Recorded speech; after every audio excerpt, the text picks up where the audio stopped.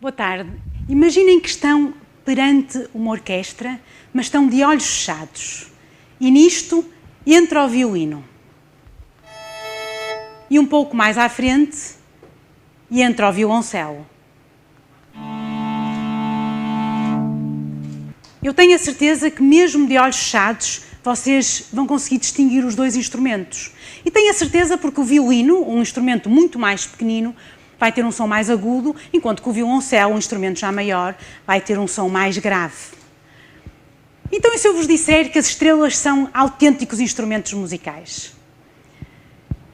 Na realidade, não só elas são instrumentos musicais, como os astrónomos utilizam, de facto, a sua música para saberem um bocadinho mais acerca delas. Na realidade, eles utilizam essa música para ver aquilo que à partida pareceria invisível. Ou seja, para conseguirem ultrapassar essa barreira que é a superfície aparentemente opaca de uma estrela e ver diretamente o seu interior. Mas antes de eu falar um bocadinho mais acerca disto, eu gostaria de vos lembrar que eu estou aqui a falar e, na realidade, o que eu estou a fazer é perturbar um meio.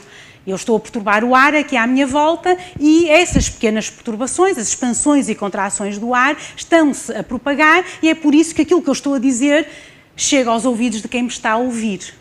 E, portanto, se nós imaginarmos que as estrelas são grandes, gigantes gasosas e que no seu interior também há turbulência, conseguimos perceber imediatamente que no interior das estrelas é possível gerarem-se ondas de som e que essas ondas de som se vão propagar e interferir entre si para gerarem aquilo que nós chamamos as frequências próprias, que no fundo são as notas que compõem a música das estrelas. Mas, efetivamente, essa música, se por um lado nos faz, a nós astrónomos, de uma forma um tanto ou quanto romântica, dizer que as estrelas são instrumentos musicais e até de alguma forma especiais, porque são esféricos e por isso simples e porque não precisam de um músico para as tocar, oferecem-nos a sua música, também é verdade que nem tudo são rosas, porque efetivamente o som produzido pelas estrelas acaba por ficar confinado no seu interior. E fica confinado no seu interior porque o som não se propaga no vazio. E aquilo que nos separa das estrelas é essencialmente espaço vazio. E, portanto, se nós queremos utilizar o som das estrelas, como eu vos disse, para compreendermos um pouco mais acerca delas, nós temos que ultrapassar esta limitação. E podemos ultrapassá-la porque se nós não ouvimos a música produzida pelas estrelas, nós podemos certamente ver essa música. E podemos ver essa música porque também ela se expande e contraia. E à medida que a superfície da estrela se expande e contrai, o seu brilho vai variar um bocadinho, um quase nada, ao longo do tempo, e essas pequeníssimas variações podem ser detectadas por satélites que estão para lá da atmosfera terrestre, como por exemplo o satélite Kepler da NASA, que conseguiu já desta forma observar a música em milhares de estrelas diferentes. Mas, bom, não é esta a única forma que nós conseguimos ver a música das estrelas. Nós, efetivamente, também conseguimos ver a música das estrelas a partir do seu movimento, a partir daquilo que nós chamamos o efeito de Doppler. Porque se nós pensarmos na luz que nos chega das estrelas, essa luz pode ser decomposta no espectro eletromagnético e esse espectro vai ter riscas escuras. Essas riscas escuras são causadas por absorção da luz em frequências muito particulares por elementos químicos que estão na atmosfera da estrela. E essas riscas servem-nos de guia, porque à medida que a superfície da estrela expande e contrai e dessa forma se aproxima e afasta de nós, também essas riscas se vão mexer para o azul e para o vermelho do espectro. E, portanto, também a partir dessas riscas, do movimento dessas riscas no espectro, nós somos capazes de caracterizar a música das estrelas. Mas, efetivamente, se a ideia de ver o som pode ser relativamente nova, a ideia de ver com o som certamente que não é. E nós sabemos porque a natureza o faz. Em particular, nós sabemos que os morcegos conseguem mapear as cavidades escuras onde se movem e detectar as suas presas a partir do eco. E também nós fazemos, quando em ambiente hospitalar, fazemos uma ecografia. E, portanto, o desafio que a astronomia, em particular as estrelas, nos coloca é, de facto, sermos capazes de ver com o som em estrelas que são corpos que estão muito distantes. Ou seja, nós não podemos experimentar com as estrelas, nós não podemos chegar a uma estrela e emitir som para dentro da estrela e depois pôr um receptor à superfície para receber o eco e dessa forma mapear o seu interior. Não, nós temos efetivamente que nos bastar com aquilo que ela nos oferece. Mas eu gostaria de voltar à ideia do violino e do violoncelo inicial para vos dizer que, efetivamente, a propriedade mais básica de uma estrela que nós conseguimos caracterizar a partir da música das estrelas é o seu tamanho. E se nós nos lembrarmos que as estrelas são corpos absolutamente gigantes, nós imediatamente percebemos que o som que elas produzem há de ser um som extremamente grave. E na realidade ele é tão grave que mesmo que esse som conseguisse chegar até nós, e nós já sabemos que isso não é possível, mas mesmo que conseguisse chegar até nós nunca seríamos capazes de o ouvir com os nossos ouvidos. E, portanto, se eu vos quiser mostrar um exemplo do som produzido por uma estrela, o que vai acontecer na realidade é que eu vou ter que fazer um truque. Eu vou ter que pegar no som da estrela tal como ele é caracterizado a partir dos nossos instrumentos e transpor esse som para a gama do audível, portanto, as frequências para a gama do audível. E foi exatamente isso que se fez com 4 estrelas observadas pelo satélite Kepler para construir um concerto que eu agora vos vou mostrar. Vamos ouvir.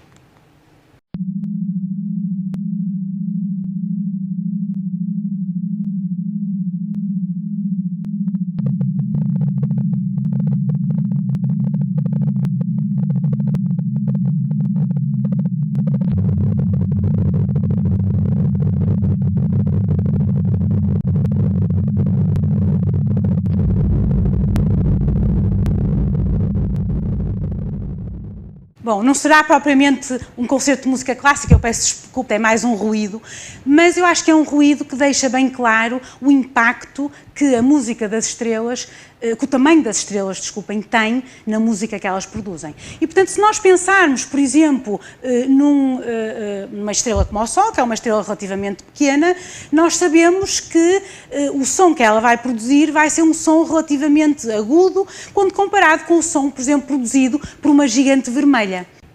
Bom, mas, efetivamente, o tamanho das estrelas não é a única coisa que nós conseguimos aprender a partir da sua música. Nós também somos capazes de aprender acerca de pormenores particulares no interior da estrela. E um exemplo muito claro disso são regiões onde a estrutura da estrela muda de uma forma abrupta. Efetivamente, se nós pensarmos, por exemplo, na energia produzida por uma estrela, essa energia é produzida no interior da estrela a partir de reações nucleares, mas ela tem que ser transportada até à superfície, onde é libertada, porque a estrela está efetivamente em equilíbrio.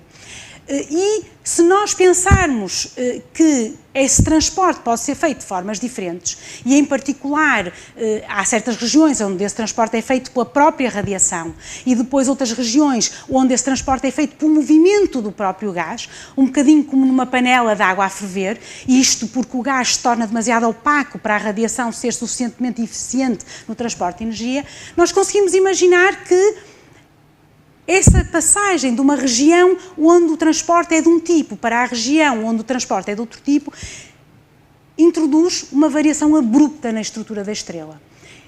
E o som, da mesma forma que eu aqui falar convosco, se me colocarem uma barreira entre nós, de repente o som fica de alguma forma distorcido, também na estrela, essa região de variação muito rápida vai introduzir uma assinatura muito particular no som produzido pela estrela. E nós podemos, por exemplo, a partir dessa assinatura, no caso do Sol, podemos dizer que aquela região de convecção, onde o gás está em movimento, ocupa cerca de 30% do raio da estrela. Nós conseguimos, efetivamente, fazer mais que isso. Nós conseguimos ver diretamente a dinâmica do interior de uma estrela.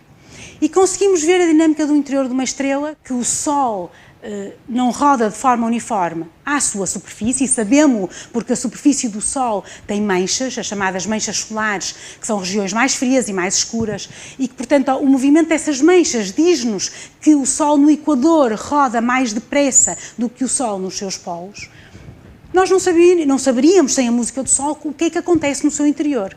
E aquilo que nós sabemos, a partir da música produzida pelo Sol, é que a camada mais exterior, aquela camada que eu vos falei de convecção, roda, tal como na superfície, de forma não uniforme, mas quando vamos para o interior do Sol, quando vamos para aquela região onde o transporte é feito pela radiação, aí o Sol roda de uma forma perfeitamente uniforme. Ou seja, nós conseguimos fazer uma autêntica ecografia à dinâmica de uma estrela. Parece fantástico, mas o que é que isso nos traz? O que é que nós ganhamos com isso? Quando nós fazemos uma ecografia em ambiente hospitalar, o ganho é óbvio. Nós estamos a falar do bem-estar do ser humano. Quando fazemos uma ecografia a uma estrela, eu, enquanto astrónoma, enquanto cientista, enquanto entusiasta destas coisas, eu posso-vos dizer que nós estamos a ver a física a funcionar em condições absolutamente extremas, em condições que nós não seríamos capazes de reproduzir no nosso laboratório. E por aí nós estamos a fazer algo de importante, estamos a ir mais além no nosso conhecimento. Mas, por comparação, pode parecer pouco. E se calhar parece pouco porque eu não estou a pegar nisto da forma certa. Porque se calhar, efetivamente, a verdadeira importância daquilo que eu estou a dizer está, mais uma vez, intimamente ligada às necessidades do ser humano. E, em particular, a essa necessidade que o ser humano tem de compreender e até dominar tudo o que o rodeia. E, ao mesmo tempo, o fascínio que tem por aquilo que o ultrapassa.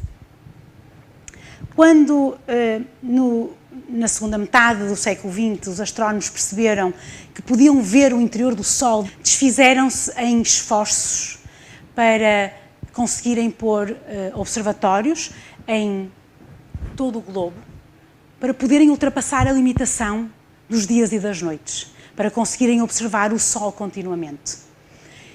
E quando, umas décadas mais tarde, decidiram que queriam ver o interior das estrelas utilizando exatamente a mesma técnica, perceberam que, se o queriam fazer em grande escala, tinham que ir para o espaço. Mas também perceberam outra coisa. Perceberam que não o conseguiam fazer sozinhos.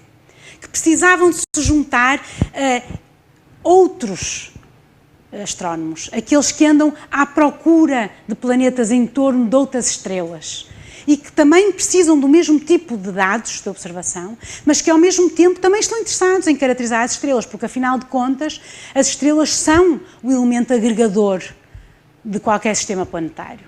E portanto juntaram-se em sinergia com esses outros astrónomos para conseguirem cumprir o seu objetivo.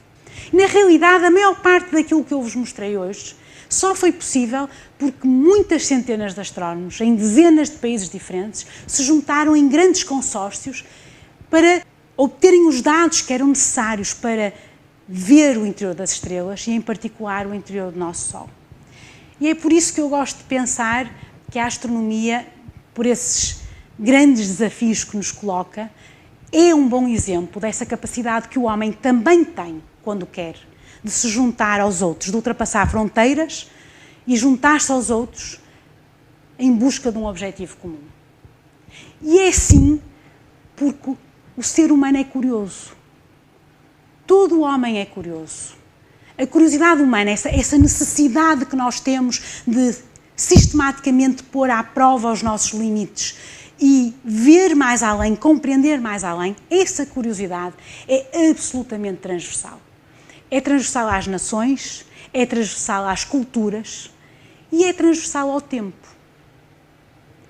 E a propósito disso, eu não gostaria de acabar sem vos falar num grande astrónomo, o Sir Eddington, que viveu entre o final do século XIX e primeira metade do século XX, que em 1926, há quase 100 anos, num dos livros que editou, A Constituição Interna das Estrelas, dizia o seguinte: à primeira vista dir-se-ia que o interior do Sol e das outras estrelas está menos acessível à investigação do que qualquer outra região do universo.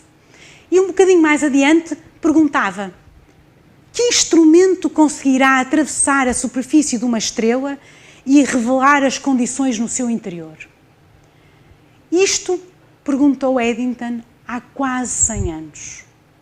Hoje nós sabemos a resposta a esta pergunta. Nós sabemos que a resposta e esse instrumento que Eddington buscava é a música que nos permite ultrapassar a superfície de uma estrela e ver o seu interior. Mas 100 anos envolvidos, nós sabemos isso porque nunca deixamos de ser curiosos. É questão para se perguntar o que saberemos daqui a mais 100. Obrigada.